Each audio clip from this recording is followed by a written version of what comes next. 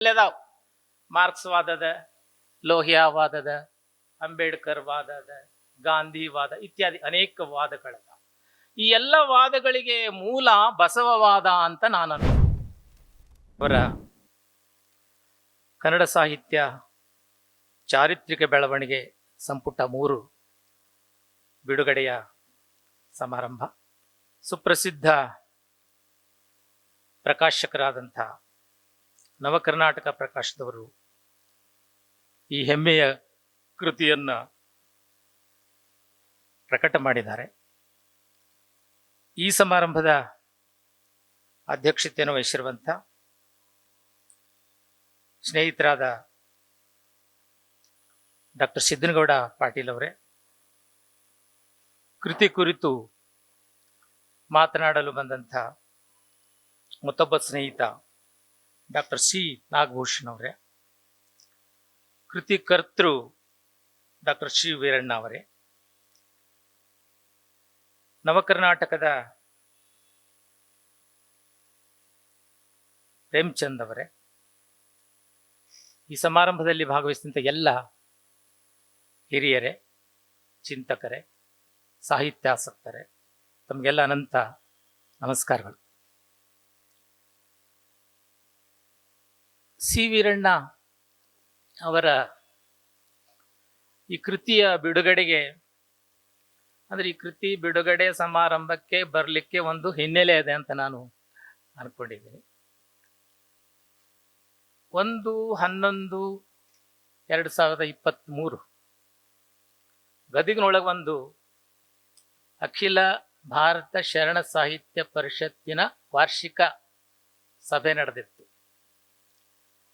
ಆ ಸಮಾರಂಭದೊಳಗೆ 2 ಕೃತಿಗಳ ಲೋಕಾರ್ಪಣೆ ಆಯಿತು. ಒಂದು ವಚನ ಸಾಹಿತ್ಯ ನಾನು ಕಂಡಂತೆ ಅನ್ನೋದು ಗೋರು ಚನ್ನಬಸಪ್ಪನವರ ಸಂಪಾದನೆ ಮಾಡಿದಂಥ ಕೃತಿ. ಮತ್ತೊಂದು ಸಿ ವೀರಣ್ಣನವರು ಸಂಪಾದಿಸಿದಂಥ ಪರ್ಯಾಯ ಸಂಸ್ಕೃತಿ ವಚನ ಸಂಪುಟ. ಈ 2 ಕೃತಿಗಳ ಲೋಕಾರ್ಪಣೆಯ ಹೊಣೆಯನ್ನ ಅಥವಾ ಅವಕಾಶವನ್ನ ನನಗೆ ಒದಗಿಸಿಕೊಟ್ಟಿದ್ರು. ಆ ಸಂದರ್ಭದೊಳಗೆ ಮಾತಾಡ್ತಾ ಹೇಳಿದ್ದೆ ಅವ್ರ ಕೃತಿ ಬಗ್ಗೆ ಮತ್ತು ಇನ್ನೊಂದು ಕೃತಿ ಬಗ್ಗೆ. ಆವಾಗೇನೆ ಅವರು ಸೂಚಿಸಿದ್ರು, ನನ್ನ 3ನೆಯ ಸಂಪುಟ ಕನ್ನಡ ಸಾಹಿತ್ಯ ಚಾರಿತ್ರಿಕ ಬೆಳವಣಿಗೆ ಬಿಡುಗಡೆ ಆಗ್ತದ, ಅದಕ್ಕೆ ನೀವೇ ಬರಬೇಕು ಅಂದಿದ್ರು. 1-2 ವರ್ಷ ಕಳೀತು, ಆಗಲಿ ಬಿಡುಗಡೆ ಆಗಿರ್ಬೋದು ಬಿಡು ಅಂತ ನಾನು ತಿಳ್ಕೊಂಡಿದ್ದೆ. ಆದ್ರೆ ನನ್ನನ್ನು ಕರೀಲಾರ್ದೆ ನಾವು ಹೆಂಗೆ ಬಿಡುಗಡೆ ಮಾಡ್ತೀವಿ ಅನ್ನುವಂಥ ಹಿನ್ನೆಲೆ ಒಳಗೆ ಇವತ್ತದು ಬಿಡುಗಡೆ ಆಗ್ತಾ ಇದೆ. ಕೇಳಿಕೊಂಡಾಗ ಭಾಳ ಸಂತೋಷದಿಂದ ನಾನು ಬಂದು ಈ ಮಹತ್ವದ ಮೌಲಿಕ ಕೃತಿಯನ್ನು ಬಹಳ ಸಂತೋಷದಿಂದ ಬಿಡುಗಡೆ ಮಾಡಿದ್ದೇನೆ. ಇದನ್ನ ಪ್ರಕಾಶ ಮಾಡಿದವರಿಗೂ ಮತ್ತು ಬರೆದವರಿಗೂ ತಮ್ಮೆಲ್ಲರ ಪರವಾಗಿ ಹಾರ್ದಿಕವಾದ ತುಂಬು ಹೃದಯದ ಅಭಿನಂದನೆಗಳನ್ನ ಸಲ್ಲಿಸ್ತೇನೆ.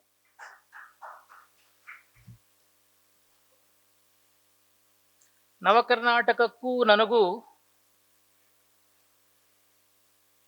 ಸಂಬಂಧ ಇದೆ. ಅವರ ಒಂದು ಮಾಲಿಕೆ ಅದ,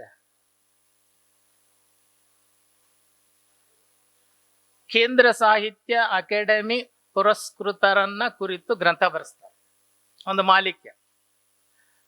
ಆ ಮಾಲಿಕೆಯೊಳಗ ಬೂಸೂರ ಮಠರನ್ನ ಕುರಿತು ಕೃತಿ ಬರೀಲಿಕ್ಕೆ ನನಗೆ ಕೇಳ್ಕೊಂಡಿದ್ರು. ಆದ್ರೆ ನಾನು ಬರೀಲಿಲ್ಲ, ಯಾವುದೋ ಕಾರಣದಿಂದ ಅದು ಬರೀಲಿಕ್ಕಾಗಲಿಲ್ಲ. ಮತ್ತೊಬ್ಬರು ಕೂಡ ಬರೆಸಿದ್ರು. ಆ ಸಂದರ್ಭದೊಳಗೆ ಅವ್ರ ಜೊತೆಗಿನ ಸಂಪರ್ಕ ನನಗೆ ಬಂದದ್ದು. ಇವತ್ತು ಈ ಪ್ರಕಾಶನದ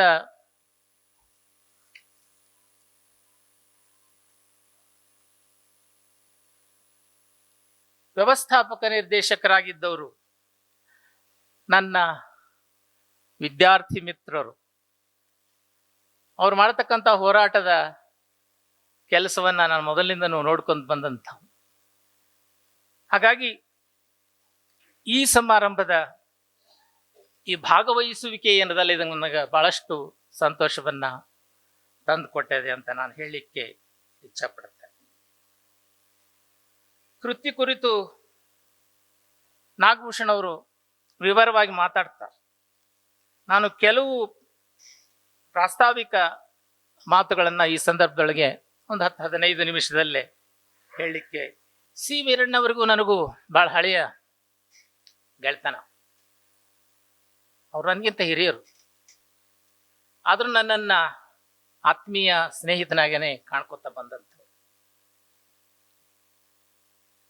ಅವರ ಪರಿಚಯ ನನಗೆ ಮೊದಲು ಆದದ್ದು ಮುಖತಃ ಭೇಟಿಯಿಂದಲ್ಲ, ಅವರ ಕೃತಿಯ ಮೂಲಕ.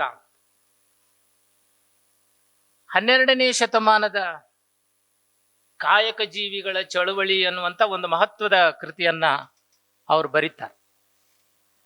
ಆ ಕೃತಿ ಪ್ರಕಟ ಆದ ನಂತರ ವಚನ ಚಳುವಳಿಯನ್ನ ನೋಡುವ ದಿಕ್ಕೇ ಬದಲಾಯಿತು ಅನ್ನುವಂಥ ಆ ಕೃತಿಯನ್ನ ನಾವು ವಿದ್ಯಾರ್ಥಿ ದೆಸೆಯಿಂದನೇ ಓದ್ಕೊತಾ ಬಂದಂಥವ. ಹೀಗಾಗಿ 1980ರಲ್ಲಿ ಪ್ರಕಟವಾದಂತಹ ಆ ಕೃತಿಯ ಮೂಲಕ ನಾನು ಸಿ ವೀರಣ್ಣನವರ ಪರಿಚಯ ಮಾಡಿಕೊಂಡೆ.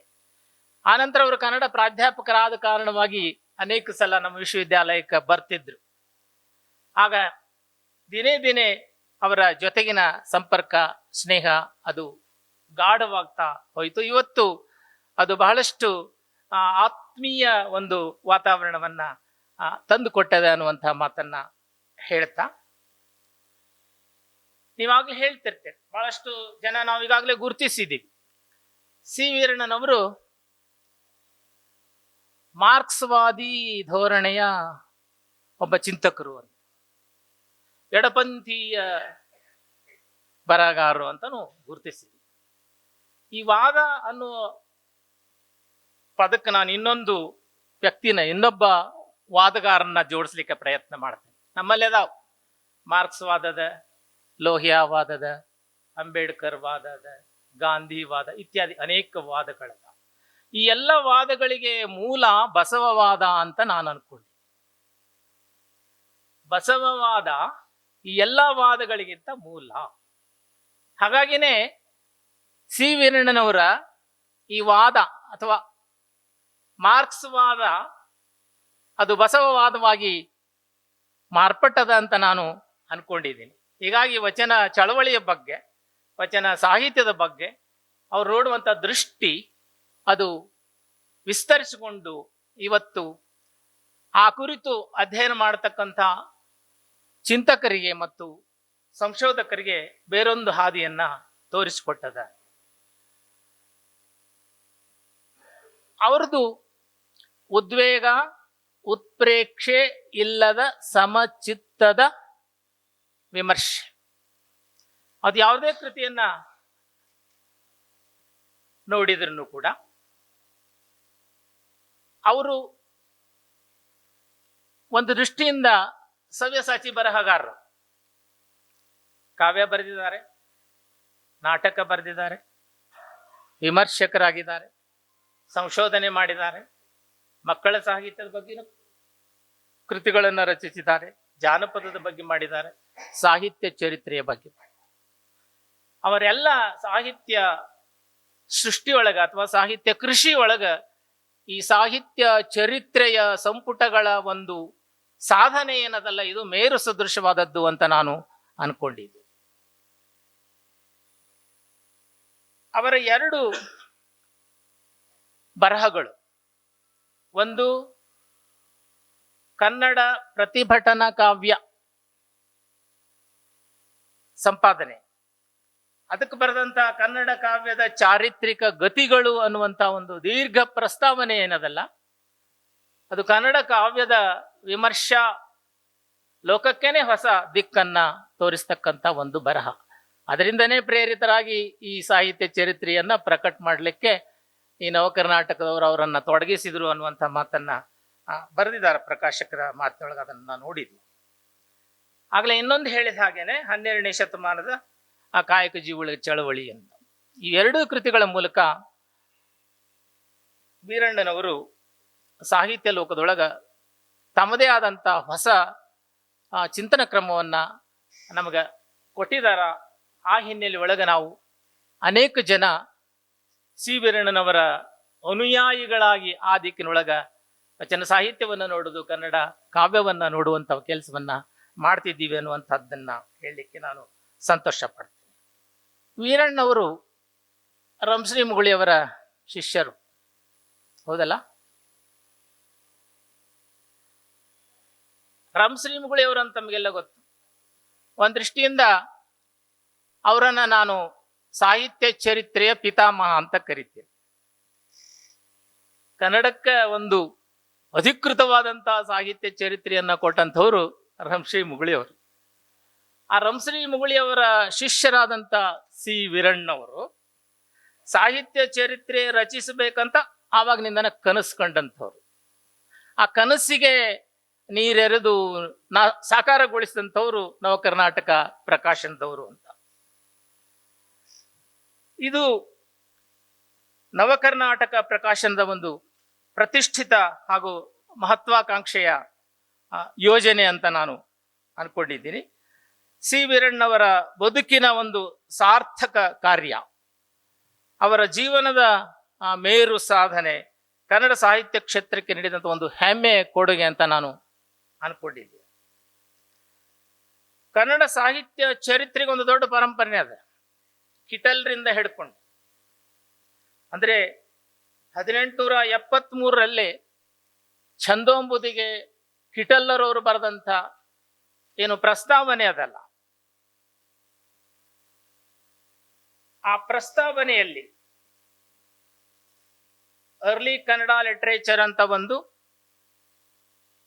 ಅರ್ಲಿ ಕನ್ನಡ ಆಥರ್ಸ್ ಅಂತ ಒಂದು ಲೇಖನ, ಹಾಗೇನೆ on history of Kannada literature ಅನ್ನುವಂಥ ಈ ಬರಹಗಳು ಕನ್ನಡ ಸಾಹಿತ್ಯ ಚರಿತ್ರೆಯ ರಚನೆಗೆ ಆರಂಭವನ್ನ ಮಾಡಿಕೊಟ್ಟಂತ ಬರಹಗಳು.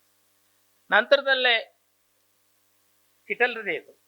ಕಿಟಲ್ರು ಬರೆದಂತಹ ಈ 3 ಬರಹಗಳು, ಆಮೇಲೆ ಬಿ ಎಲ್ ರೈಸರ 2 ಕೃತಿಗಳಿಗೆ ಬರೆದಂತಹ ಪ್ರಸ್ತಾವನೆಗಳು, ಛಂದೋಂಬುದಿ ಮತ್ತು ಕರ್ನಾಟಕ ಭಾಷಾಭೂಷಣ, ಈ 2 ಕೃತಿಗಳೂ ಸಹಿತ ಸಾಹಿತ್ಯ ಚರಿತ್ರೆಯ ಬಗೆಗೆ ಅವರು ವಿವರವಾಗಿ ಬರೀತಾರೆ. ಆಮೇಲೆ ಇ ಪಿ ರೈಸರಂತೂ ಕ್ಯಾನ್ರೀಸ್ ಲಿಟರೇಚರ್ ಅನ್ನುವಂಥ ಒಂದು ಕೃತಿಯನ್ನೇ ದ ಹಿಸ್ಟರಿ ಆಫ್ ಕ್ಯಾನ್ರೀಸ್ ಲಿಟರೇಚರ್ ಅನ್ನುವಂಥ ಒಂದು ಕೃತಿಯನ್ನ ಬರೀತಾರೆ. ಆರ್ ನರಸಿಂಹಾಚಾರ್ಯರು 3 ಸಂಪುಟಗಳೊಳಗ ಕನ್ನಡ ಕವಿಗಳ ಅಂದ್ರೆ ಕವಿಚರಿತೆಯನ್ನ, ಆ ಕವಿಚರಿತೆಯ ಕವಿಗಳ ಪರಿಚಯ ಮುಂದೆ ಸಾಹಿತ್ಯ ಚರಿತ್ರೆಗೆ ಅದು ಆಕರ ಸಾಮಗ್ರಿಯಾಗಿ ನಿಂತದ್ದನ್ನ ನಾವು ನೋಡ್ತೀವಿ. ಆಮೇಲೆ ಮುಗುಳಿಯವರು ಬರೆದ್ರು, ಮರಿಯಪ್ಪ ಭಟ್ಟರು ಬರೆದ್ರು, ತಸು ಶಾಮರಾಯರು, ಎನ್ ಕೆ ಕುಲಕರ್ಣಿಯವರು, ಸಹಸ ಮಾಳವಾಡ, ಕುರ್ತಕೋಟಿ, ಇವತ್ತು ವಿಸ್ತೃತವಾದ ಸಾಹಿತ್ಯ ಚರಿತ್ರೆಗಳು ಮೈಸೂರು ವಿಶ್ವವಿದ್ಯಾಲಯ ಮತ್ತು ಬೆಂಗಳೂರು ವಿಶ್ವವಿದ್ಯಾಲಯದಿಂದನೂ ಬಂದಿದ್ದ. ಆ ಎಲ್ಲ ಸಾಹಿತ್ಯ ಚರಿತ್ರೆಗಳನ್ನ ಸೂಕ್ಷ್ಮವಾಗಿ ಅವಲೋಕಿಸಿದಂತ ವೀರಣ್ಣನವರು ಈ ಸಾಹಿತ್ಯ ಚರಿತ್ರೆಯೊಳಗ ಕವಿ ಕೃತಿಗಳನ್ನ ಕೇಂದ್ರವಾಗಿ ಇಟ್ಟುಕೊಂಡೇನೆ ಸಾಹಿತ್ಯ ಚರಿತ್ರೆಯನ್ನ ರಚಿಸಿದ್ದಾರೆ ನಮ್ಮ ವಿದ್ವಾಂಸರು.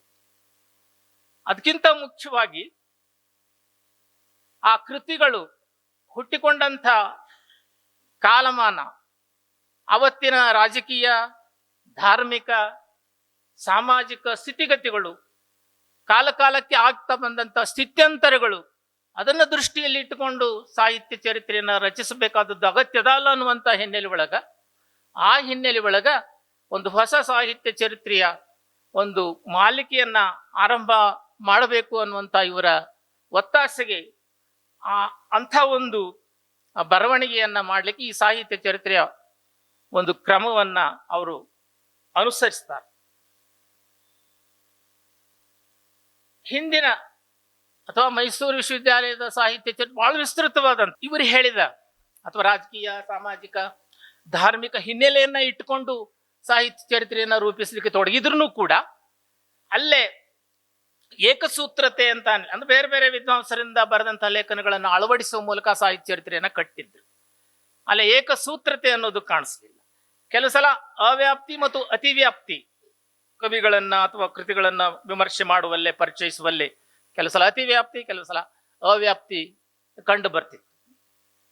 ಹಾಗೇನೆ ಮೌಲ್ಯಮಾಪನ ಮಾಡುವಲ್ಲಿನೂ ಸಹಿತ ಕೊರತೆಗಳು ಕಾಣಿಸ್ತಿದ್ವು, ವಿಷಯದ ಸಂಗ್ರಹದ ಕೊರತೆ ಕಾಣಿಸ್ತಿದ್ವು. ಆ ಎಲ್ಲ ಕೊರತೆಗಳನ್ನ ಗಮನಿಸಿದಂತ ವೀರಣ್ಣನವರು ಸಾಹಿತ್ಯ ಚರಿತ್ರೆಗೆ ಒಂದು ನಿಜವಾದ ನಿಖರವಾದ ಒಂದು ದಾರಿಯನ್ನ ತೋರಿಸಬೇಕು ಅಂತ ಅನ್ನೋ ಹಿನ್ನೆಲೆ ಒಳಗ, ಚಾರಿತ್ರಿಕ ಹಿನ್ನೆಲೆ ಒಳಗ ಈ ಸಾಹಿತ್ಯ ಚರಿತ್ರೆಯನ್ನ ನಾನು ರಚಿಸಬೇಕು ಅಂತ ತೊಡಗಿ ಮೊದಲನೇ ಸಂಪುಟದೊಳಗೆ ಅದನ್ನ ಸಾಧಿಸಿದ್ದಾರೆ. ಎರಡನೇ ಸಂಪುಟದೊಳಗೂ ಅದನ್ನ ತೋರಿಸ್ಕೊಟ್ಟಿದ್ದಾರೆ. ಮೂರನೇ ಸಂಪುಟಕ್ಕೆ ಬಂದಾಗ ಮೊದಲು ಅವರು 5 ಸಂಪುಟಗಳ ಯೋಜನೆ ಹಾಕೊಂಡಿದ್ರು. ಅದನ್ನ ಕಾಲಾನುಕ್ರಮದಲ್ಲಿ, ಅಂದ್ರೆ ಸಾಹಿತ್ಯ ಚರಿತ್ರೆ ಬರೆಯುವಾಗ ಅಥವಾ ಅಧ್ಯಯನ ಮಾಡುವಾಗ ಕೆಲವು ಕಾಲ ಅಂದ್ರೆ ವಿಭಾಗ ಕ್ರಮವನ್ನ ಅಳವಡಿಸಿಕೊಳ್ಬೇಕಾದದ್ದು ಅಗತ್ಯ ಇರುತ್ತೆ. ನಮ್ಮ ಪ್ರಾಚೀನರು ಧರ್ಮವನ್ನ ಹಿನ್ನೆಲೆಯಲ್ಲಿ ಇಟ್ಕೊಂಡು, ಕಾಲವನ್ನ ಹಿನ್ನೆಲೆ ಒಳಗಿಟ್ಟುಕೊಂಡು, ಕವಿಗಳನ್ನ ಹಿನ್ನೆಲೆ ಒಳಗಿಟ್ಟುಕೊಂಡು ವಿಭಾಗ ಕ್ರಮ ಮಾಡ್ಕೋತಾ ಬಂದಿದ್ರು. ಜೈನ, ವೀರಶೈವ, ಬ್ರಾಹ್ಮಣ ಅನ್ನುವಂತ ಒಂದು ಗುಂಪು ಮಾಡಿ. ಯಾಕಂದ್ರೆ ನಮ್ಮ ಸಾಹಿತ್ಯ ಚರಿತ್ರೆ ಧಾರ್ಮಿಕ ಹಿನ್ನೆಲೆ ಒಳಗನ ಹುಟ್ಟುಕೊಂಡದ್ದು. ನಮ್ಮ ಸಾಹಿತ್ಯ ಕವಿಗಳು ಕೃತಿಗಳು ಧಾರ್ಮಿಕ ಪ್ರೇರಣೆಯಿಂದನೂ ಹುಟ್ಟುಕೊಂಡದ್ದು ನಮಗೆಲ್ಲ ಗೊತ್ತಿದ್ದದ್ದು. ಹಾಗಾಗಿ ಪ್ರಾಚೀನ ಇವತ್ತು ಆಧುನಿಕ ಬಿಡಿ, ಪ್ರಾಚೀನ ಸಾಹಿತ್ಯ ಚರಿತ್ರೆಯನ್ನ ನಾವು ವಿಭಾಗಿಸುವಾಗ ಅಥವಾ ಅಧ್ಯಯನ ಮಾಡುವಾಗ ಧರ್ಮವನ್ನು ಬಿಟ್ಟು ನೋಡ್ಲಿಕ್ಕೆ ಸಾಧ್ಯ ಇಲ್ಲ ಅನ್ನುವಂಥ ರೀತಿಯಲ್ಲಿ ಅಂಥ ಕೃತಿಗಳು ಅಂದ್ರೆ ಧಾರ್ಮಿಕ ವಿಷಯಗಳ ಕೃತಿಗಳೊಳಗೆ ಅಳವಟ್ಟಿದ್ದು ಅಥವಾ ಪ್ರೇರಣೆ ಅದರಿಂದ ದೊರೆತಿತ್ತು ಅನ್ನೋದನ್ನ ನಾವು ನೋಡಿದ್ದೀವಿ. ಸಿ ವೀರಣ್ಣನವರು ಅನುಸರಿಸಿದಂತ ಕಾಲ ವಿಭಾಗ ಯಾವುದು? ಅವ್ರು ಹೇಳ್ತಾರೆ, ಕಾಲ ವಿಭಾಗ ಅಗತ್ಯನೂ ಹೌದು, ಕೆಲವು ಸಲ ಅದು ಮಿತಿನೂ ಆಗ್ತದೆ. ಆ ಮಿತಿಯನ್ನ ಮೀರಿ ಮುಕ್ತವಾಗಿಯೇ ನಾನು ಸಾಹಿತ್ಯ ಚರಿತ್ರೆಯನ್ನು ಕಾಲಾನುಕ್ರಮದಲ್ಲಿ ಬರ್ಕೊತ ಹೋಗ್ತೀನಿ ಅಂತ 3 ಭಾಗ ಮಾಡಿದ್ರು ಮೊದಲಿಗೆ. ಒಂದು ಪ್ರಾಚೀನ, ಇನ್ನೊಂದು ಮಧ್ಯಕಾಲೀನ, ಮತ್ತೊಂದು ಆಧುನಿಕ. ಈ 3 ಹಂತದೊಳಗ ಇದು ರಾಜಕೀಯವಾಗಿ ಹೇಗೆ ಪ್ರೇರಣೆ ಕೊಟ್ಟಿತು ಮತ್ತು ಧಾರ್ಮಿಕವಾಗಿ ಸಾಮಾಜಿಕವಾಗಿ ಹೇಗೆ ಕೃತಿ ರಚನೆಗೆ ಪ್ರೇರಣೆ ದೊರೆತು ಕವಿಗಳಿಗೆ ಅನ್ನೋದನ್ನ ಕಾಲಾನುಕ್ರಮದಲ್ಲಿ ಜೋಡಿಸಿಕೊತಾ ಹೋಗುವಂತ ಒಂದು ಕೆಲಸವನ್ನ ಅವ್ರು ಮಾಡಿ, ಮೊದಲನೇ ಸಂಪುಟದೊಳಗ ಪ್ರಾಚೀನ ಕಾಲದ ಅಂದ್ರೆ ಪಂಪನಿಂದ ಅಥವಾ ಕವಿರಾಜ ಮಾರ್ಗದಿಂದ ಹಿಡ್ಕೊಂಡು 11ನೇ ಶತಮಾನದವರೆಗಿನ ವ್ಯಾಪ್ತಿಯನ್ನ ಇಟ್ಟುಕೊಂಡು ಬರೀತಾರೆ. ಮುಂದೆ ಮಧ್ಯಕಾಲೀನ ಅಂದಾಗ ಶರಣರ ಚಳವಳಿ, ವಚನ ಚಳವಳಿಯ ಆ ಒಂದು ವಿಷಯವನ್ನ ಇಟ್ಟುಕೊಂಡು ಅಲ್ಲೇ, ಆಮೇಲೆ ಹರಿಹರಾದಿ ಕವಿಗಳು ಅದನ್ನೆಲ್ಲ ಬರ್ಕೋತ ಹೋಗ್ತಾರೆ. ಈ 3ನೇ ಸಂಪುಟಕ್ಕೆ ಬಂದಾಗ ಇಲ್ಲೇ ಆ 5 ಸಂಪುಟದ ಯೋಜನೆ 7 ಸಂಪುಟಗಳಾಗಿ ವಿಸ್ತರಿಸಿಕೊಳ್ತದೆ. ಕವಿಗಳ ಕೃತಿಗಳ ಸಂಖ್ಯಾ ಪ್ರಾಬಲ್ಯ ಮತ್ತು ವಿಷಯದ ಒಂದು ವಿಸ್ತರಣೆ ಕಾರಣವಾಗಿ ಅವರು 5ನ್ನ 7 ಆಗಿ ವಿಸ್ತರಿಸಿ ಇಲ್ಲಿ 1 ಶತಮಾನದ ಅಂದ್ರೆ 1401ರಿಂದ 1500ವರೆಗಿನ ಕಾಲವ್ಯಾಪ್ತಿಯನ್ನು ಇಟ್ಕೊಂಡು 1 ಶತಮಾನದ ಅಲ್ಲಿ ಬಂದಂತ ಕವಿಗಳ ಕೃತಿಗಳನ್ನ ವಿಮರ್ಶೆ ಮಾಡುವಂತ ಒಂದು ಕೆಲಸವನ್ನ ಇಲ್ಲೇ ಮಾಡಿದ್ದಾರೆ. ಈ 3ನೇ ಸಂಪುಟದೊಳಗ 35 ಜನ ಕವಿಗಳ 45 ಕೃತಿಗಳನ್ನ ಅವರು ವಿಮರ್ಶೆಗೆ ಒಳಪಡಿಸಿದ. ಈ ಕಾಲಾವಧಿಯ ಬಹಳ ಮುಖ್ಯವಾದಂತ ಕೊಡುಗೆ ಏನಂತಂದ್ರೆ 12ನೇ ಶತಮಾನದಲ್ಲಿ ಶರಣರು ರಚಿಸಿದಂತ ವಚನಗಳನ್ನ ಶೋಧಿಸಿ ಸ್ಥಳಕಟ್ಟಿಗನುಗುಣವಾಗಿ ಜೋಡಿಸಿ ಕೊಡುವಂತ ಕೆಲಸನ ಮಾಡ. ಇದನ್ನ ವೀರಣ್ಣನವರು ರಾಜಸತ್ತೆಯ ವಿಘಟನೆಯ ಕಾಲ ಅಂತ ಹೇಳ್ತಾರೆ. ಮೊದಲನೇದ್ದು ರಾಜಸತ್ತೆಯ ವೈಭವದ ಕಾಲ, ಎರಡನೇದ್ದು ರಾಜಸತ್ತೆಯ ವಿಘಟನೆಯ ಕಾಲ, 3ನೇದ್ದು ರಾಜಸತ್ತೆಯ ಪುನಶ್ಚೇತನ ಕಾಲ. ಇಲ್ಲಿ ಮತ್ತೆ ರಾಜಕೀಯ ಆಶ್ರಯದೊಳಗ ಸಾಹಿತ್ಯ ಬೆಳಿಲಿಕ್ಕೆ ಶುರು ಮಾಡಿತು. ವಿಜಯನಗರ ಕಾಲದ ಪ್ರೌಢದೇವರಾಯನ ಕಾಲದ ಸಮಯದೊಳಗ 12ನೇ ಶತಮಾನದಲ್ಲಿ ಕಲ್ಯಾಣ ಕ್ರಾಂತಿಯ ನಂತರ ಚಲಾಪಿಲ್ಲಿಯಾಗಿ ಹೋಗಿದ್ದಂತ ವಚನ ಸಾಹಿತ್ಯವನ್ನ ಸಂಗ್ರಹ ಮಾಡುವ ಕೆಲಸನ ಪ್ರೌಢದೇವರ ಆಶ್ರಯದಲ್ಲಿದ್ದಂತ 101 ವಿರಕ್ತರು ಮತ್ತು ಆಗಿದ್ದಂತ ಕೆಲವು ಅನುಭಾವಿಗಳು ಮತ್ತೆ ಸಂಗ್ರಹ ಮಾಡುವ ಮೂಲಕ ಅವನು ಬೇರೆ ಬೇರೆ ಸ್ಥಳಕಟ್ಟಿಗೆ ಅನುಗುಣವಾಗಿ ಜೋಡಿಸುವಂತ ಒಂದು ಕೆಲಸವನ್ನ ಮಾಡ್ತಾರೆ. ಈ ಸಂದರ್ಭದೊಳಗ 5 ರೀತಿಯ ಕೆಲಸಗಳು ವಚನ ಸಾಹಿತ್ಯಕ್ಕೆ ಸಂಬಂಧಿಸಿದಂಗೆ ನಡೀತಾವ. ಒಂದು, ವಚನಗಳನ್ನ ಶೋಧ ಮಾಡಿ ಸಂಗ್ರಹಿಸಿದ್ದು. ಮತ್ತೊಂದು, ಆ ವಚನಗಳನ್ನ ಅಂದ್ರೆ ಮುಕ್ತವಾಗಿದ್ದಂಥ ವಚನಗಳನ್ನ ತಾತ್ವಿಕ ಹಿನ್ನೆಲೆ ಒಳಗ ಸ್ಥಳಕಟ್ಟಿಗನುಗುಣವಾಗಿ ಜೋಡಿಸಿದ್ದು. ಇನ್ನೊಂದು, ಮುಕ್ತವಾಗಿದ್ದ ವಚನಗಳನ್ನ ಸಂಭಾಷಣಾ ರೀತಿಯಲ್ಲೇ ಜೋಡಿಸಿ ಸಂಪಾದನೆ ಮಾಡಿದ್ದು, ಆಮೇಲೆ ಆ ಕೃತಿಗಳಿಗೆ ಟೀಕೆ ಟಿಪ್ಪಣಿ ಬರೆದಿದ್ದು.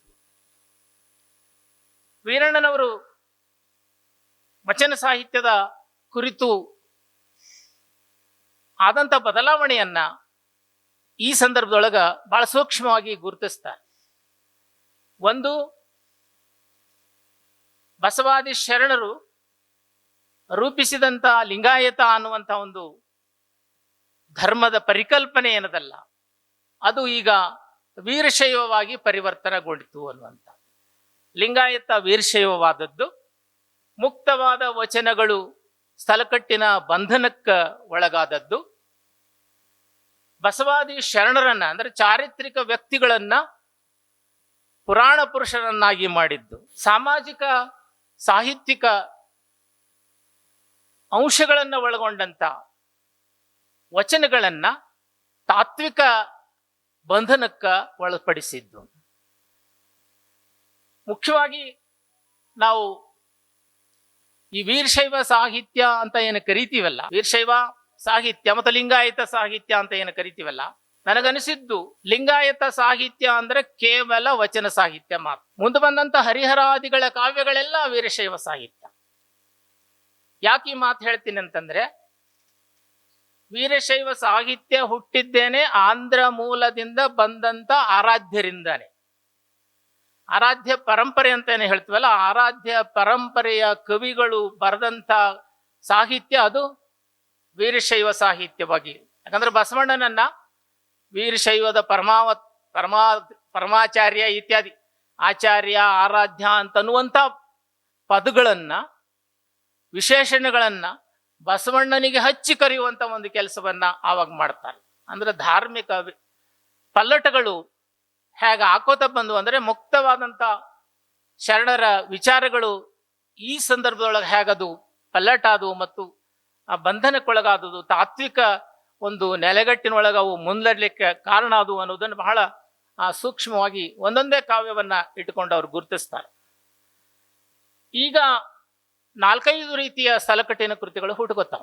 12ನೇ ಶತಮಾನದೊಳಗೆ ಶರಣರು ವಚನಗಳನ್ನ ಸ್ಥಳಕಟ್ಟಿಗೆ ಜೋಡಿಸಿರ್ಲಿಲ್ಲ, ಮುಕ್ತವಾಗೇನೆ ಇಟ್ಟಿದೆ. ಯಾಕಂದ್ರೆ ಮುಕ್ತ ಸಮಾಜ, ಮುಕ್ತ ವಿಚಾರ, ಮುಕ್ತ ವಾತಾವರಣ, ಮುಕ್ತ ಬದುಕು ಇರ್ಬೇಕು ಅನ್ನೋದೇನೆ ಅವ್ರ, ಯಾಕಂದ್ರೆ ಸಾವಿರ ಕಳಿವುಂಟು ಜಂಗಮ ಕಳಿವಿಲ್ಲ ಅನ್ನೋದೇನೆ ಒಂದು ಮೂಲ ಮಂತ್ರ ಆಗಿತ್ತು ಶರಣರದ್ದು.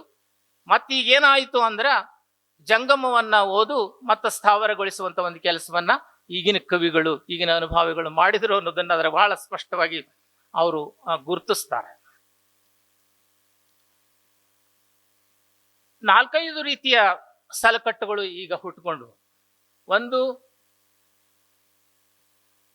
ಶಠಸ್ಥಲ ಅಂತ. ಮಹಾಲಿಂಗದೇವ ಅನ್ನುವಂಥ ಒಬ್ಬ ಸಂಪಾದನಕಾರ 3 ರೀತಿಯ ಸ್ಥಳಕಟ್ಟಿನ ಕೃತಿಗಳನ್ನ ಜೋಡಿಸ್ತಾನೆ. ವಚನಗಳನ್ನ 3 ರೀತಿ ಸ್ಥಳಕಟ್ಟಿಗೆ ಅಳವಡಿಸ್ತಾನೆ. ಒಂದು ಷಟ್ಸ್ಥಲ, ಇನ್ನೊಂದು ಮಿಶ್ರ ಷಟ್ಸ್ಥಲ, ಮತ್ತೊಂದು ಏಕೋತ್ತರ ಶತಸ್ಥಲ. ಹಾಗೇನೆ ಕಲ್ಮಠದ ಪ್ರಭದೇವ ಅನ್ನುವ 16 ಸ್ಥಳಕ್ಕೆ ಅಳವಡಿಸ್ತಾನೆ. ಗುಬ್ಬಿ ಮಲ್ಲನಾರ್ಯ ಅನ್ನುವ 101 ಸ್ಥಳಕ್ಕೆ ಕೃತಿಗಳನ್ನು ಅಳವಡಿಸುವ ಮೂಲಕ ತಾತ್ವಿಕ ಹಿನ್ನೆಲೆಯೊಳಗೆ ವಚನಗಳನ್ನು ಜೋಡಿಸೋ ಕೆಲಸ ಮಾಡ್ತಾರೆ. ಅಂದ್ರೆ ಸಾಹಿತ್ಯಿಕ ಸಾಮಾಜಿಕ ಚಿಂತನೆಗಳನ್ನು ಒಳಗೊಂಡಂತ ವಚನಗಳೆಲ್ಲ ಈಗ ಅವು ದೂರುಳಿದು ತಾತ್ವಿಕ ವಿಚಾರಗಳು ಮಾತ್ರ ಮುನ್ನೆಲೆಗೆ ಬಂದದ್ದು ಕಾಣಿಸುತ್ತೆ. ಅದನ್ನೆಲ್ಲ ಬಹಳ ಸೂಕ್ಷ್ಮವಾಗಿ ಒಂದೊಂದೇ ಕೃತಿಯನ್ನ ವಿಮರ್ಶೆ ಮಾಡುವ ಮೂಲಕ ವೀರಣ್ಣನವರು ಇಲ್ಲೇ ತೋರಿಸಿಕೊಟ್ಟಿದ್ದಾರೆ ಅನ್ನೋದು. ಅಂದ್ರೆ ಈ ಚಾರಿತ್ರಿಕ ಅಧ್ಯಯನದ ಒಂದು ಲಾಭ ಏನು ಅಂತಂದ್ರೆ, ಕಾಲ ಕಾಲಕ್ಕೆ ಏನೇನು ಬದಲಾವಣೆ ಆದದ್ದು ತೋರಿಸ್ಲಿಕ್ಕೆ ಅದು ಸರಿಯಾದಂಥ ಒಂದು ಕ್ರಮ ಅನ್ನುವಂಥ ಹಿನ್ನೆಲೆ ಒಳಗ ಈ ಕೃತಿಗಳು ಹುಟ್ಟುಕೊಂಡಿದ್ದಾವ. ಆ ವಿಮರ್ಶೆ ಅನ್ನೋದು ಆ ರೀತಿಯಲ್ಲಿ ನಡೆದು ಬಂದದ ಅನ್ನೋದನ್ನ ನಾವು ಈ ಕೃತಿಯೊಳಗ ನೋಡ್ತೀವಿ ಅನ್ನೋದು. ವೀರಣ್ಣನವರ ಈ ಸಾಹಿತ್ಯ ಚರಿತ್ರೆಯ ರಚನೆಯ ದೃಷ್ಟಿಕೋನ ಏನಿತ್ತು ಅಂತಂದ್ರೆ, ಅವರೇ ಮಾತನಾಡಿ ಹೇಳೋದಾದ್ರೆ, ಈ ಸಂಪುಟದ ಬರವಣಿಗೆಯಲ್ಲಿ ಎಲ್ಲ ಬಗೆಯ ಓದುಗರನ್ನು ಗಮನದಲ್ಲಿ ಇಟ್ಟುಕೊಂಡಿರುವುದರಿಂದ, ನಾವು ಕೆಲವು ಸಾಹಿತ್ಯ ಚರಿತ್ರೆ ನೋಡಿ ಅಡಿ ಟಿಪ್ಪಣಿ ಹಾಕಿರ್ತಾರೆ, ಇಂಥಲ್ಲಿಂದ ಈ ವಾಕ್ಯ ತಗೊಂಡಿವಿ, ಇವ್ರು ಕೊಟ್ಟು ಇತ್ಯಾದಿ ಎಲ್ಲ ಆಧಾರ ಸಹಿತವಾಗಿ ತಮ್ಮ ಅಭಿಪ್ರಾಯವನ್ನ ಸ್ಪಷ್ಟಪಡಿಸುವಂತ ಒಂದು ರೀತಿಯ ಸಾಹಿತ್ಯ ಚರಿತ್ರೆಯ ರಚನೆಗಳು ಅದಾವ. ಆದ್ರೆ ಇವರು ಎಲ್ಲ ಬಗೆಯ ಓದುಗರನ್ನು ಗಮನದಲ್ಲಿ ಇಟ್ಟುಕೊಂಡಿರುವುದರಿಂದ ಅಡಿಟಿಪ್ಪಣಿಗಳು ಮತ್ತು ಉಲ್ಲೇಖಗಳನ್ನು ಕೊಟ್ಟಿಲ್ಲವಾದರೂ ಸಾಹಿತ್ಯ ಚರಿತ್ರೆಗೆ ಸಂಬಂಧಿಸಿದಂತೆ ಇದುವರೆಗೆ ಬಂದಿರುವ ಎಲ್ಲ ಕೃತಿಗಳ ನೆರವನ್ನು ಪಡೆದುಕೊಂಡಿದ್ದೇನೆ. ಅದುವರೆಗೆ ಬಂದಂತ ಎಲ್ಲ ಸಾಹಿತ್ಯ ಚರಿತ್ರೆಗೆ ಸಂಬಂಧಿಸಿದಂತ ಆಕರ ಸಾಮಗ್ರಿಯನ್ನು ಬಳಸಿಕೊಂಡು ತಮ್ಮ ಸಾಹಿತ್ಯ ಚರಿತ್ರೆಯನ್ನ ನಿರ್ಮಾಣ ಮಾಡಿದ್ದೀನಿ ಅಂತ ಹೇಳ್ತಾರೆ. ಆಮೇಲೆ ಇನ್ನೊಂದು ಬಹಳ ಮುಖ್ಯವಾದ ಮಾತು ಅವರು ಹೇಳ್ತಾರೆ, ಯಾವುದೇ ವಾದ ವಿವಾದಗಳಿಗೆ ಉತ್ತರಿಸುವುದಾಗಲಿ ಖಂಡಿಸುವುದಾಗಲಿ ಇಲ್ಲಿಯ ಬರವಣಿಗೆಯ ಉದ್ದೇಶವಲ್ಲ. ನಾವು ಹಿಂದಿನ ಸಾಹಿತ್ಯ ಚರಿತ್ರೆ ನೋಡ್ತೀವಿ, ಕಾಲದ ಬಗೆಗೇನೆ 10-20 ಪುಟ ಕಾಲ. ಈಗ ಗೋವಿಂದ ಪೈ ಅವರ ಲೇಖನಗಳಿರ್ಬೋದು, ಆನೆ ಉಪಾಧ್ಯಾಯವರ ಲೇಖನಗಳಿರ್ಬೋದು, ಇತ್ಯಾದಿ ವೆಂಕಟ ಸುಬ್ಬಯ್ಯನವರ ಲೇಖನಗಳಿರ್ಬೋದು. ಅಲ್ಲೇ ಸಾಹಿತ್ಯ ಚರಿತ್ರೆ ಅಂದ್ರೆ ಕವಿಯ ಕಾಲ, ದೇಶ, ಮತ ನಿರ್ಧಾರ ಮಾಡೋದೇನೆ ಒಂದು ಪರಂಪರೆಯಾಗಿ ಅವಾಗ ಬೆಳೆದು ಬಂದಿತ್ತು. ಅಂತ ಯಾವ ವಿವಾದಕ್ಕೂ ಹೋಗ್ಲಾರ್ದೇನೆ ಒಬ್ಬ ಕವಿಯ ಕಾಲವನ್ನ ಈಗಾಗಲೇ ಏನು ನಿರ್ಧಾರ ಮಾಡಿದಾರಲ್ಲ, ಬಹುಜನ ಒಪ್ಪಿತವಾದಂಥ ಕಾಲವನ್ನೇ ಇಟ್ಕೊಂಡು ನಾನು ಮುಂದುವರಿತೀನಿ. ನನಗೆ ಕಾಲ ಮುಖ್ಯ ಅಲ್ಲ, ದೇಶ ಮುಖ್ಯ ಅಲ್ಲ, ಆ ಕೃತಿ ಮುಖ್ಯ ಆಗ್ತದ. ಆ ಕೃತಿಯೊಳಗೆ ಹೇಳಿದಂಥ ವಿಷಯ ಮುಖ್ಯ ಆಗುತ್ತೆ. ಅದು ಜನಮುಖಿಯಾದಂಥ ವಿಚಾರಗಳೇನದಲ್ಲ ಅದು ಬಹಳ ಮುಖ್ಯವಾಗುತ್ತೆ ಅನ್ನುವಂಥ ಹಿನ್ನೆಲೆ ಒಳಗೆ ಇದನ್ನು ಸಾಹಿತ್ಯ ಚರಿತ್ರೆಯನ್ನು ಅವರು ಕಟ್ಕೋತಾ ಹೋಗ್ತಾರ. ಹೀಗಾಗಿ ಉಳಿದ ಸಾಹಿತ್ಯ ಚರಿತ್ರೆಗಳಿಗಿಂತ ಇದೊಂದು ಭಿನ್ನವಾದಂಥ ಬರವಣಿಗೆಯಾಗಿ ನಮ್ಗ ತೋರ್ತದ ಅನ್ನುವಂಥ. ಮೊದಲನೇ ಸಾಹಿತ್ಯ ಸಂಪುಟ ಬರೆದಾಗ, ಮೊದಲನೇ ಕೃತಿ ಬಂದಾಗ ಪಂಪನ ಬಗ್ಗೆ ಬಹಳ ಉದ್ದ ಬರೆದ್ರು ಅಂತ ಮಾತುಗಳು ಬಂದು ಅನ್ನುವಂಥದ್ದು ಕೆಲವು ಕಡೆ ವಿಷಯ ಸಿಕ್ಕಾಗ ನಾವು ವಿಸ್ತರಿಸಲಿಕ್ಕೆ ಸಾಧ್ಯ, ಆ ವಿಷಯ ಇಲ್ದಾಗ ಸಂಕ್ಷಿಪ್ತವಾಗಿ ಬರಲಿಕ್ಕೆ ಅದು ಸಹಜವಾದಂಥ ಒಂದು ರೀತಿ ಅಂತ ನಾನು ಅನ್ಕೊಂಡಿದ್ದೀನಿ. ಈ ಕೃತಿಯೊಳಗ ಕುಮಾರವ್ಯಾಸನ ಬಗೆಗೇನೆ ಬಹಳ ವಿಸ್ತಾರವಾಗಿ ಬರೆದಿದ್ದಾರೆ. ಕುಮಾರವ್ಯಾಸನ ಬಗೆಗೆ 132 ಪುಟದ ವ್ಯಾಪ್ತಿಯಲ್ಲೇ 4 ಜನ ಬ್ರಾಹ್ಮಣ ಕವಿಗಳು ಮಾತ್ರ ಬರ್ತಾರೆ ಈ ಅವಧಿಯೊಳಗ. ಕುಮಾರವ್ಯಾಸ ಮತ್ತು ಕುಮಾರ ವಾಲ್ಮೀಕಿ, ಒಬ್ಬ ಭಾರತ ಇನ್ನೊಬ್ಬನ ರಾಮಾಯಣ, ಈ 2 ಕೃತಿಗಳ ಬಗ್ಗೆ ಬಹಳ ವಿಸ್ತೃತವಾಗಿ ಬರ್ಕೊಂಡಿದ್ದಾರೆ. ನಮ್ಗನ್ಸುತ್ತೆ ಇಲ್ಲಿನೂ ಸಹಿತ ವಿಮರ್ಶಕರು ಆ ರೀತಿ ಹೇಳ್ಬೋದೇನೋ, ಕುಮಾರವ್ಯಾಸನ ಬಗ್ಗೆ ಉದ್ದ ಬರ್ದಿರಿ, ಚಾಮರಸನ ಬಗ್ಗೆ ಬಹಳ ಕಡಿಮೆ ಬರ್ದಿದ್ದೀರಿ ಅನ್ನುವಂಥ ಮಾತು ಬರ್ಬೋದೇನೋ ಅನ್ನುವಂಥದ್ದು. ಅದೇನೇ ಇರಲಿ, ಉತ್ಕೃಷ್ಟ ಕಾವ್ಯ ಮತ್ತು ವಿಷಯ ಮತ್ತು ವಿವೇಚನೆಗೆ ಅವಕಾಶಗಳಿದ್ದಾಗ ಅದನ್ನು ವಿಸ್ತರಿಸಲಿಕ್ಕೆ ಸಾಧ್ಯ ಹೊರತಾಗಿ ಏನೂ ಇಲ್ಲದಾಗೆ ಏನನ್ನು ಬರಲಿಕ್ಕೆ ಸಾಧ್ಯ ಆಗುವುದಿಲ್ಲ. ಇನ್ನೊಂದು ಮಾತು ಹೇಳ್ತಾರೆ, ಯಾವುದೇ ಕೃತಿ ವಿಮರ್ಶೆಯಿಂದ ಹೊರಗುಳಿಬಾರ್ದು. ನಮ್ಮ ಕವಿಗಳು ಬರೆದಂತೆ ಯಾವುದೇ ಒಂದೇ 2 ಸಾಲಿನಲ್ಲಿ ಅದನ್ನು ಬರಿಬಹುದು, ಅಥವಾ ಹೆಚ್ಚು ವಿಷಯ ಇದ್ರೆ ಅದನ್ನು ದೀರ್ಘವಾಗಿ, ಅಂದ್ರೆ ಎಲ್ಲ ಸಮಗ್ರತೆಯ ದೃಷ್ಟಿಯಿಂದ ನಾವು ಸಾಹಿತ್ಯ ಚರಿತ್ರೆ ರಚಿಸಬೇಕು ಅನ್ನೋದೂ ಒಂದು. ಒಟ್ಟಾಗಿ ಹೇಳೋದಾದ್ರೆ ವೀರಣ್ಣನವರ ಈ ಸಾಹಿತ್ಯ ಚರಿತ್ರೆಯ ರಚನೆ ಅನ್ನೋದು ಇದೊಂದು ಏಕ ವ್ಯಕ್ತಿ ಸಾಹಸ. ಉಳಿದೆಲ್ಲ ವಿಶ್ವವಿದ್ಯಾಲಯದ ಸಾಹಿತ್ಯ ಚರಿತ್ರೆಗಳು ಅವು ಸಾಂಘಿಕ ಕೆಲಸಗಳು. ಒಬ್ಬನೇ ವ್ಯಕ್ತಿ, ಅದು 2000 ವರ್ಷ ದೀರ್ಘದ, ಅದು ಪ್ರಾಚೀನ ಕನ್ನಡ ಸಾಹಿತ್ಯ, ಪ್ರಾಚೀನ ಮಧ್ಯಕಾಲೀನ ಹೊಸಗನ್ನಡ ಸಾಹಿತ್ಯಕ್ಕೆ ಬಂದು ನಿಲ್ತದೆ.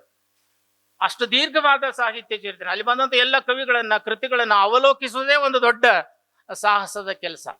ಅಂತ ಒಂದು ಸಾಹಸದ ಕೆಲಸವನ್ನ ಏಕ ವ್ಯಕ್ತಿಯಾಗಿ ವೀರಣ್ಣನವರು ಮಾಡಿದ್ದು ಬಹಳ ಪ್ರಶಂಸನೀಯವಾದಂಥ ಒಂದು ಕೆಲಸ. ಅದಕ್ಕಾಗಿ ತಮ್ಮೆಲ್ಲರ ಪರವಾಗಿ ಅವರನ್ನ ಅಭಿನಂದಿಸಬೇಕು. ಮತ್ತು ಆಗಲೇ ಹೇಳಿದ್ರು ಅವ್ರ ಹಿಂದೆ ಇನ್ನೊಂದು ಶಕ್ತಿ ಐತಿ ಅಂತ. ಮೇಡಮ್ ಅವರು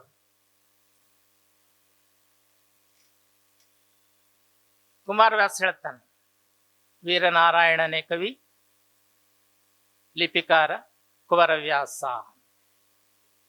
ಇವರು ವೀರನಾರಾಯಣ, ಅವರು ಮೇಡಮ್ ಅವರು ಲಿಪಿಕಾರರಾಗಿ ಕೆಲಸವನ್ನ ಮಾಡಿದ ಕಾರಣವಾಗಿಯೇ ಇಂಥ ಒಂದು ದೊಡ್ಡ ಕೆಲಸ ಅದು ಸರಳವಾಗಿ ಮುಗಿಲಿಕ್ಕೆ ಸಾಧ್ಯ ಆಗಿದೆ ಅಂತ ನಾನು ಅನ್ಕೊಂಡಿದ್ದೀನಿ. ಪ್ರಕಾಶನದ ಬಗ್ಗೆ ಒಂದು ಮಾತು ಹೇಳೋದಾದ್ರೆ, ಪುಸ್ತಕಗಳ ಮೂಲಕ ಮಾನವ ಕುಲದ ಸೇವೆಯನ್ನ ಹೇಗೆ ಮಾಡಬೇಕು ಅನ್ನೋದನ್ನ ತೋರಿಸಿಕೊಟ್ಟಂಥವರು ನವ ಕರ್ನಾಟಕದವರು. ನಾಡಿನ ಜನಸಂಸ್ಕೃತಿ ಮತ್ತು ಇತಿಹಾಸದ ಪ್ರಸಾರಕ್ಕೆ 60 ವರ್ಷಗಳಿಂದ ಬಹಳ ನಿಷ್ಠೆಯಿಂದ ಕಾರ್ಯ ಮಾಡ್ತಾ ಬಂದಿದ್ದಾರೆ. ಪುಸ್ತಕ ಸಂಸ್ಕೃತಿಯನ್ನು ಬೆಳೆಸುವಲ್ಲೇ, ಓದುಗರ ಅರಿವನ್ನು ವಿಸ್ತರಿಸುವಲ್ಲೇ ನವ ಕರ್ನಾಟಕದ ಪಾತ್ರ ಬಹಳ ದೊಡ್ಡದಿದೆ ಅನ್ನುವಂಥದ್ದನ್ನ ಈ ಸಂದರ್ಭದೊಳಗೆ ಹೇಳ್ತಾ, 7 ಸಂಪುಟಗಳಲ್ಲಿ ಇದು ಮುಕ್ತಾಯ ಆಗತ್ತಂತ ಅನ್ಕೊಂಡಿದ್ದಾರೆ. ಆ ಮುಂದಿನ 4 ಸಂಪುಟಗಳು ಆದಷ್ಟು ಬೇಗ ಪ್ರಕಟ ಆಗಿ ಓದುಗರ ಕೈಗೆ ಸೇರುವಂತಾಗ್ಲಿ ಅನ್ನುವಂಥ ಒಂದು ಆಶೆಯನ್ನ ವ್ಯಕ್ತಪಡಿಸ್ತಾ, ಈ ಸಾಹಿತ್ಯ ಚರಿತ್ರೆ ನಾವು ಈಗ ಸಿದ್ದನಗೌಡರು ನಾವು ಮಾತಾಡ್ತಿದ್ವಿ, ಹಳೆಗನ್ನಡ ಸಾಹಿತ್ಯದ ಓದು ಇವತ್ತಿನ ವಿದ್ಯಾರ್ಥಿಗಳಿಗಾಗ್ಲಿ ಸಾಮಾನ್ಯರಿಗಾಗಿ ವಿದ್ಯಾರ್ಥಿಗಳಿಗೆ ಬೇಕಾಗಿಲ್ಲ. ಪಠ್ಯಕ್ರಮದಿಂದನೇ ಈ ಹಳೆಗನ್ನಡ ಸಾಹಿತ್ಯವನ್ನ ಮತ್ತು ಛಂದಸ್ಸು ಇತ್ಯಾದಿ ಶಾಸ್ತ್ರಗಳನ್ನ ತೆಗೆಯುವಂತ ಒಂದು ಕೆಲಸ ನಡೆದಿರುವುದು ನಮಗೆ ಗೊತ್ತಿದ್ದಂಥ ಸಂಗತಿ. ಅಂಥ ಸಂದರ್ಭದೊಳಗ ಈ ಸಾಹಿತ್ಯ ಚರಿತ್ರೆಯ ಅಧ್ಯಯನವನ್ನು ಯಾರು ಮಾಡ್ತಾರೋ ಅನ್ನುವಂಥ ಒಂದು ವಿಚಾರ ನಮ್ಮ ತಲೆಯೊಳಗೆ ಬರ್ಬೋದು. ಆದರೆ ಅದನ್ನ ತಾವು ತಲೆಯೊಳಗೆ ಇಟ್ಕೊಳ್ಳೋ ಅಗತ್ಯ ಇಲ್ಲ. ಈ ಸಾಹಿತ್ಯ ಚರಿತ್ರೆಯ ಓದು ಅದು ನಿರಂತರವಾಗಿ ನಡೆದೇ ಇರ್ತದೆ. ಅಂಥ ಒಂದು ನಿರಂತರತೆಗೆ ತಾವು ಆಹಾರವನ್ನ ಒದಗಿಸಿದಿರಿ.